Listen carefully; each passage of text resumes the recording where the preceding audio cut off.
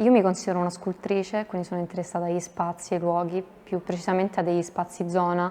in cui gli umani, gli ambienti, le immagini si intersecano e si influenzano reciprocamente, andando appunto a interferire con situazioni che non possiamo controllare. Mi interessa le relazioni affettive che si possono creare a seguito di un'esperienza sensibile e mi interessa quando queste esperienze diventano trasformative, generative e propulsive. Mi interessa la materialità, non materialità intesa soltanto come materiali, ma anche come relazione materiale.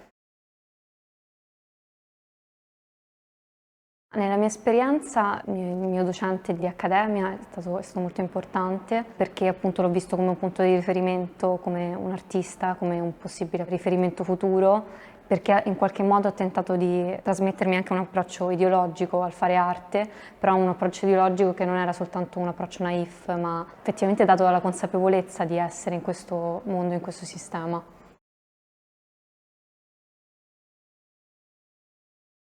Innanzitutto ci sono spazi istituzionali e spazi istituzionali. Gli spazi dell'arte sono tutti quanti molto specifici, sono spazi specifici con una diversa storia, un diverso passato,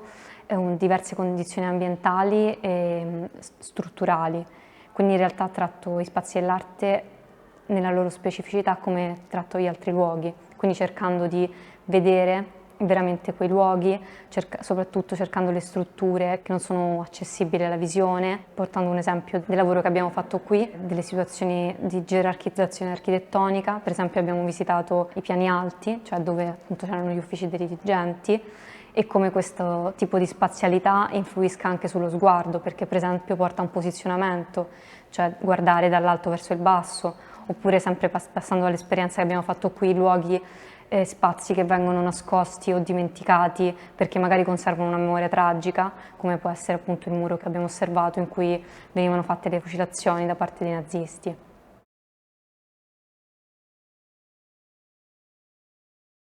Non chiamerei rigenerazione, ma cambiamento, in modo da non dare un aspetto valoriale a questo tipo di processo. Rispetto all'artista sicuramente il suo ruolo è agire rispettando la propria sensibilità e rispettando il luogo in cui va a agire e anche cercando di non farsi strumentalizzare e di non far, diciamo, avvenire dinamiche di estrazione del valore improprie dal suo lavoro. Ovviamente l'arte funziona, agisce veramente in un luogo quando diventa un valore condiviso dagli abitanti di quel posto e appunto questa cosa viene prodotta a livello strutturale, facendo un'azione culturale permanente, quindi non soltanto momentanea. E soltanto in questo modo, secondo me, l'azione artistica può avere una possibile opera d'arte o intervento, può avere un valore sociale e non soltanto economico per chi compie l'azione. Sicuramente non cercare attraverso l'arte creare un abbellimento o comunque un orpello, un ornamento o comunque qualcosa di bello, anche perché con questo intento si potrebbe scontrare con il fatto che effettivamente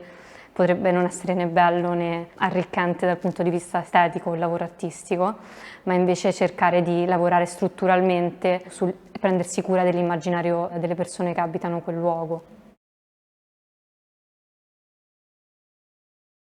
Questa è stata la mia prima esperienza di workshop con artisti che praticamente erano miei coetanei e devo dire che per me è stata un'esperienza formativa, è stato molto arricchente discutere la tematica iniziale che poi ovviamente ha preso una piega diversa, che era cercare di fare un'opera che esiste ma non si vede, che agisce in qualche modo. Abbiamo condiviso testi, impressioni, immagini, abbiamo discusso anche di problemi strutturali del fare arte, di essere giovani artisti e questo per me è stato molto arricchente e spero anche per loro. Rispetto alla nota negativa ho trovato appunto forse un po' troppo forzato dover effettivamente realizzare un progetto, un'opera alla fine del workshop, non perché in questo caso non ci sia un'idea progettuale che invece si è delineata, ma perché in generale, anche per esperienza come artista, l'opera viene fuori o non viene fuori. Forzarla potrebbe essere controproducente, sia perché crea una frustrazione in chi appunto deve fare un'opera